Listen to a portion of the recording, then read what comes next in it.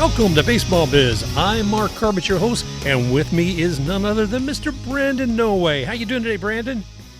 I'm not doing half bad myself, Mark. How you doing? I am fantastic. I tell you what, man, I feel like I can finally catch my breath after this World Series, after this entire postseason and this 60-game regular series. I feel like I can finally catch a breath. Yeah, it feels like the first time in months since we've had, nights where we can actually relax and not worry about any of our teams in the playoffs. And it is nice, but I kind of miss that stress a little bit. Yeah, there's that. But I got to tell you, this last night I slept for 8.5 hours. That's the first time I've gotten that many hours of sleep in, about 6 months or so. So, yeah. And then maybe next February we'll actually be talking about spring training again. Who knows? Yeah, hopefully. We'll be here before you know it. Yeah, it will be here before you know it. But right now, let's take a look at what we've just been through. Survival counts in this season, in this year of COVID. I've got to say, while being a big critic of Rod Manfred, I got to say that he and Tony Clark, they put together a really good season when you think about as far as actually I wouldn't say it's completely COVID-free. Once they got past some of the real big bumps with the Marlins and the Cardinals early in the year, postseason-wise, they did pretty well. So I'm very thankful for that as well. Yeah, it wasn't the prettiest start to the year. I remember doing shows and we weren't sure if we were going to have actual games to cover because it was getting so bad. But I believe they did a really good job in the end of getting everything done. And I believe they only missed about maybe 2 games total weren't played. So yeah, that's a lot better than it was looking like it was going there for a while. They've done a lot better than other sports. So kudos to them on that. And even to Mr. Manfred and Mr. Clark, we give you a tip of the hat. So the thing of it is taking a look now, what actually did happen this season. I mean, we saw 60 games, and you and I as Rays fans, we were very fortunate to see our team win 2/3 of those games, 40 wins and 20 losses, and then move on up through one of the most interesting postseasons I've ever seen in my life. I thought it was the NCAA brackets for a moment. Yeah, it was cool. I mean, we got to see games pretty much all day. The first couple rounds, it was awesome. It was like March Madness. Exactly, and that's exactly what it felt like.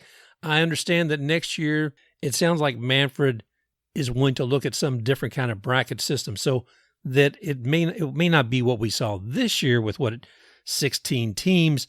But maybe something more scaled back to 12 or 10 or something. I'm not sure what that would look like, but it should be very interesting. We'll dive more into this later on, I'm sure, but it's going to be interesting to see how Manfred seems hell-bent on wanting to expand the postseason. I wonder how they're going to do it, because 16 teams won't work in a full season. Good point. I think, like you're saying, we'll dig deeper into that into an upcoming episode about the things we love and didn't necessarily love about this particular season. But let's take a look at that World Series. Let's take a look at the postseason game. We covered a lot of the other things as the games came up. We've been up all the way up through game 4, 5, and then 6, and the world changed. Yeah, game 6 was pretty much do or die for the Rays. Force game 7 or go home. And for a while there, it was going good for them. Wasn't the prettiest offensively, which has been pretty much the whole year. But on the mound, we've been begging pretty much Snell, please go deeper in games. Be the ace and Cy Young winner you've been before. And he was doing that. Absolutely. To kind of walk us through the game. You're always very good on analyzing that. Share with us what you saw, some of the, not necessarily every play, but play by play and how the game evolved. Well, the Rays, they went with Randy hitting second. He got a homer, so he pretty much continued his hot postseason, giving them a 1-0 lead early, which usually when the Rays get the lead, it's like they lock down, they shut down, they win almost every game. And for a while there, Snell was doing Cy Young Snell. He made everybody look like a fool up there. The Dodgers were just shaking their heads or talking to themselves. Some ugly swings. Was it 2 strikeouts that he gave with Betts up there? Yeah, he struck out Betts twice, and he also struck out Seager and Turner twice. So combined, altogether, they were 0 for 6 with 6 strikeouts against him. Good gravy, man. I mean, how can that be? I'm sitting there and I'm looking at this. I'm thinking, my gosh, this is the baseball I always wanted to see. I want to see a top pitcher go ahead and take some of the top hitters down just like that with strikeouts. I mean, I love the rest of the game. I love the softball. I mean, I love the sharp ball, love the home runs. But to me, to see that kind of finesse from a pitcher is one of the most exciting things in baseball there is. Yeah, and it was so exciting because we don't see it like this that often anymore. It's, a lot of bullpen days. Some guys, they can't just dominate like that. So when we see it, it gets so exciting. And he was just shut down the whole time. 5 1/3 innings, 2 hits, 1 run, which was earned, even though he didn't give it up himself. And the biggest thing to me, he had the 9 strikeouts, but 73 pitches and no walks. No walks. No walks. Jeez and crackers. Yeah, that doesn't happen very often with him or others. So okay, get us to that point. Snell's done all that great pitching. Was it 5 1/3 innings? Or is it 5 2/3? 5 1/3. 5 1/3. 5 1/3 innings. And then what happened? Kevin Cash comes running out of the dugout, and he decides he's going to go to the bullpen, pull his guy that is absolutely dominating the best offense in the majors, and bring in a guy, Nick Anderson, who has been honestly horrendous this postseason. He has a 9 ERA this whole postseason, even though he was shut down the whole regular season. This postseason, he was just, I love him to death, but man, I would get nervous and beg for him just to get out of the inning anytime he was out there. It was bad. And it didn't even take long for the Dodgers to do their damage, only like 5 pitches, and the game was tied. Yeah, bang, bang, bang. And that was amazing to me, too, because in the preseason, I'm looking at Anderson. He always looks very confident, almost to the point of arrogance. And arrogance can sometimes bite you in the backside, and especially if the confidence is built on, what you've achieved in the past. But if you don't have the stability of that success over and over again, arrogance will actually fail. True confidence will take you through. And I really wonder if that's what happened with him. Yeah, and he had a right to be confident. In the year and a half he's been with the Rays, he's been lights out. I feel he's only given up, 2 runs? He's been shut down the whole time. He has been amazing. So I don't know what happened. I don't know if there's a postseason attitude that happened with some of our Rays, because looking at the rest of that game, the one thing that was really missing, and has actually been missing a lot of the postseason, certainly through the World Series, was hearing the bat crack from the Rays. Yeah, and even though pitching was getting most of the talk about this, and Cash's decision, that wasn't the sole reason that they lost. The offense was horrendous. We saw it in Game 6 as well. Arozarena was the only source of offense. He was 2 for 4 with an RBI, which came on that homer. And then you had Meadows, Kiermaier, and Zunino, the only 3 other guys to have a hit that game. And the rest of the lineup ended up contributing to 16 strikeouts and were 0 for 4 with runners in scoring position. Yeah, I mean, you can only put so much on the shoulders of Randy Arozarena and expect him to carry that team. I was very disappointed. We did leave some men on base.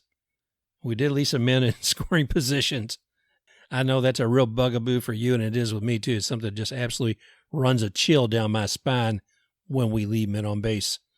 In one of the games, what was it? I think maybe it was the 5th game with Margot on third, 0 outs, and then 1, 2 outs, and then he took a run for it at home. That he should never had to wait for 2 more outs. It never should have gotten that way. Those are some of the things in these games that just drove me absolutely crazy as a Rays fan. Yeah, and give credit to the Dodgers, their pitching staff. Their starters we knew were great, but their bullpen, they said, was their big concern coming in. That, in my opinion, makes it even worse, because the bullpen was the one that shut them down in Game 6. I mean, they only gave up the 5 hits to 1 earned run, 2 walks, 16 strikeouts.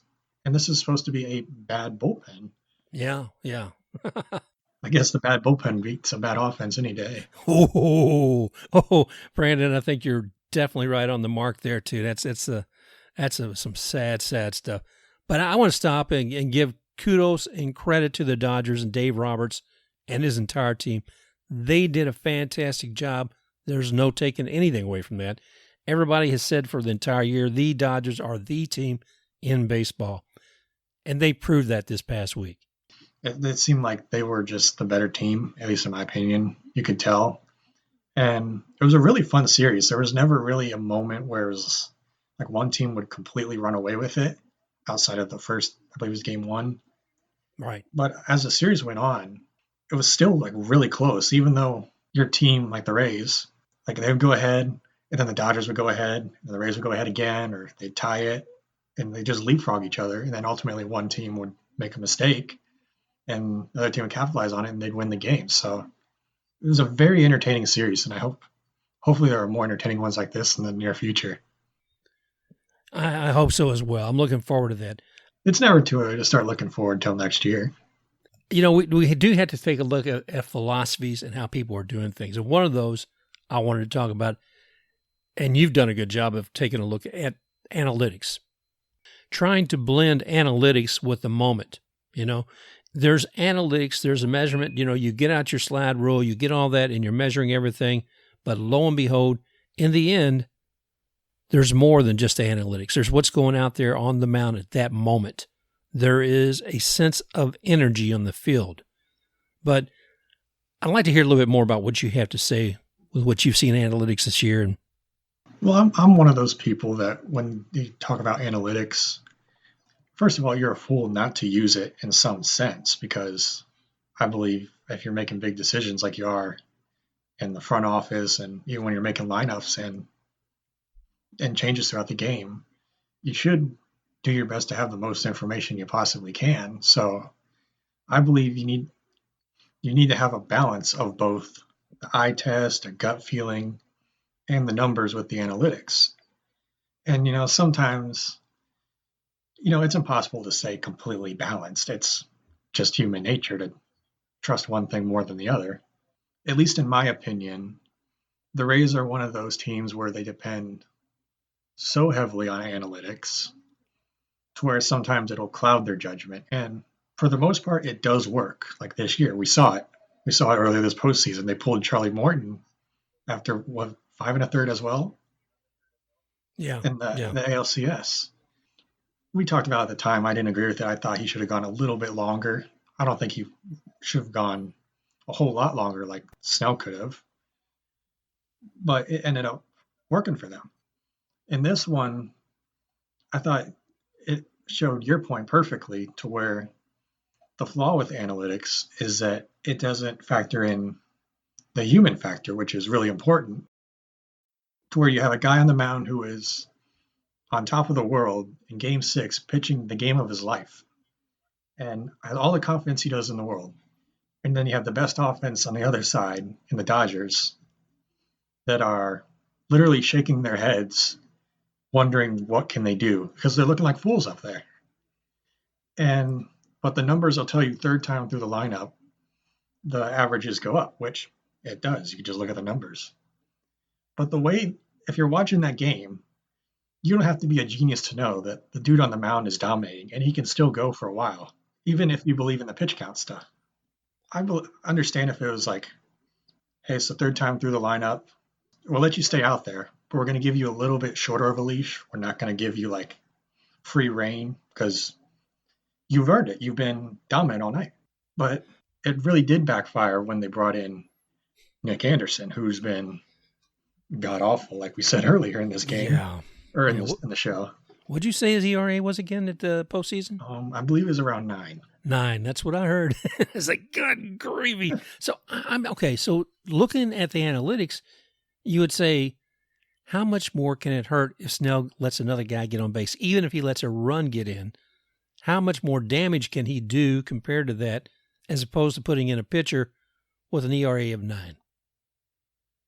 That's the crazy part. We have all these opinions, and I personally think I don't think he would have imploded the way he was going.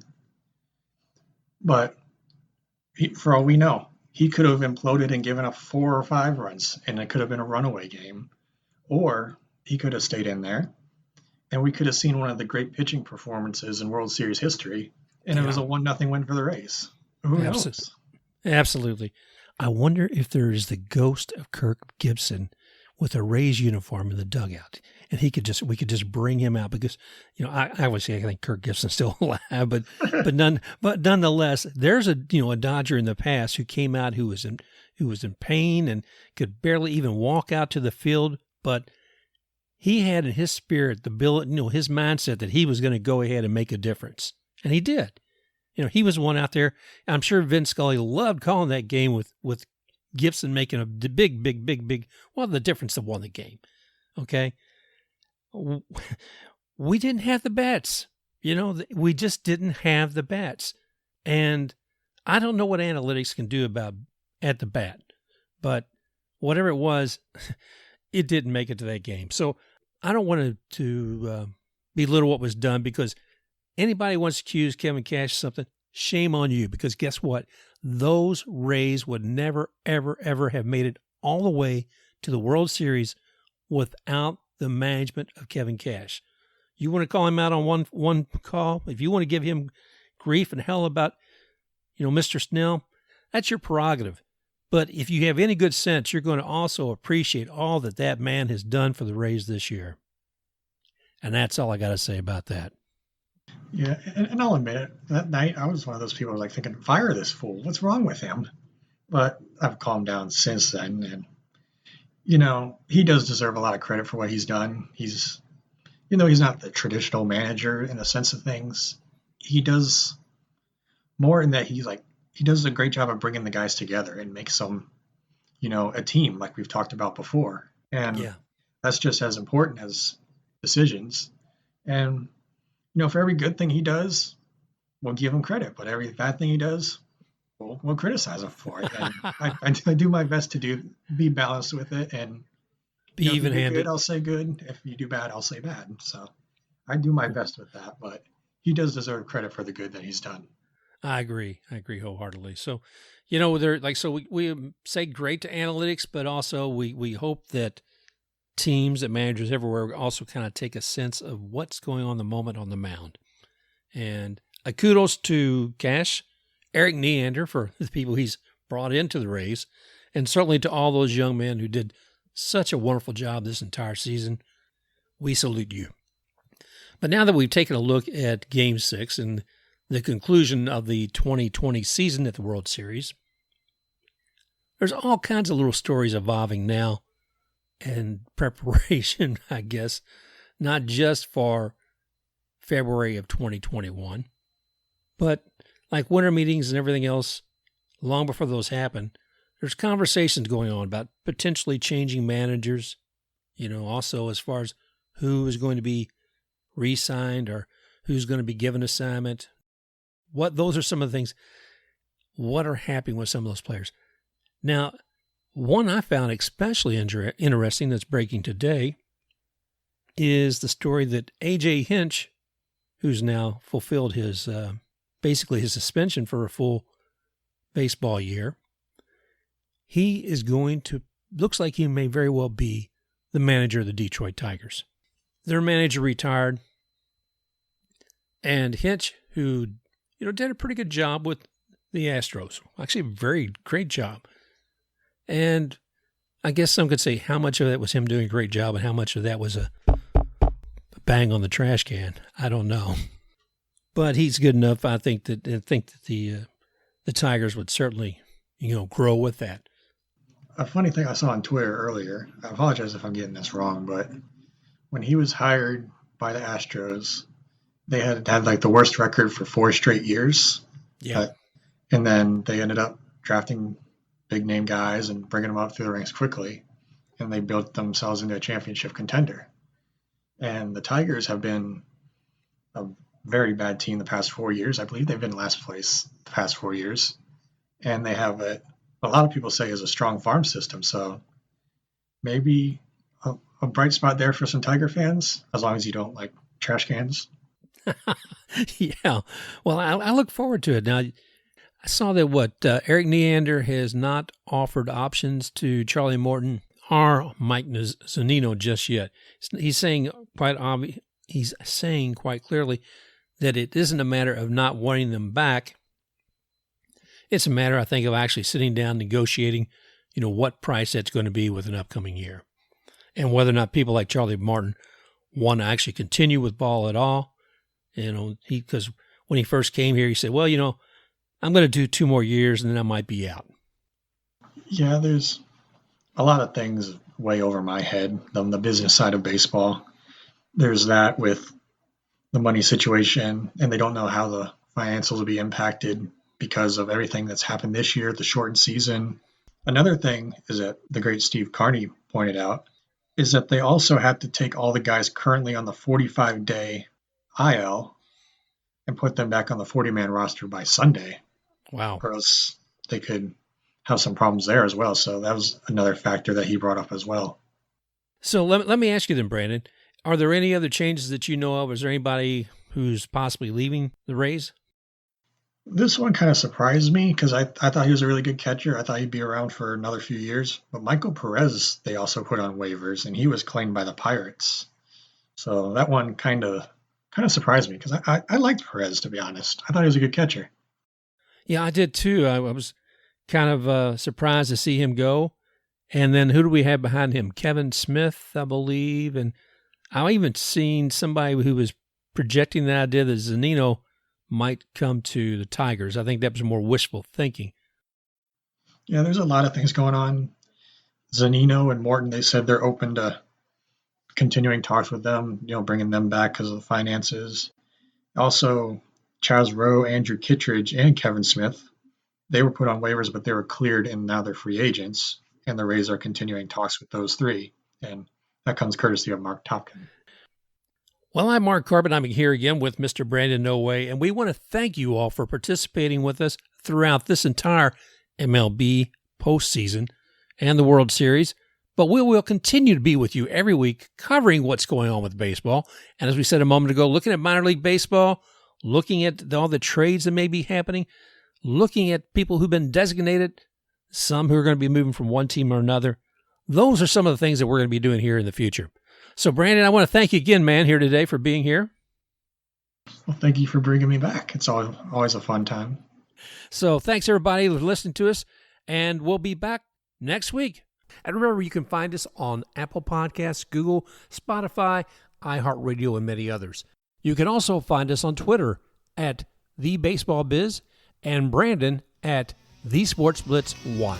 We look forward to talking with you again real soon. Special thanks to X-Take RUX for their music Rocking Forward.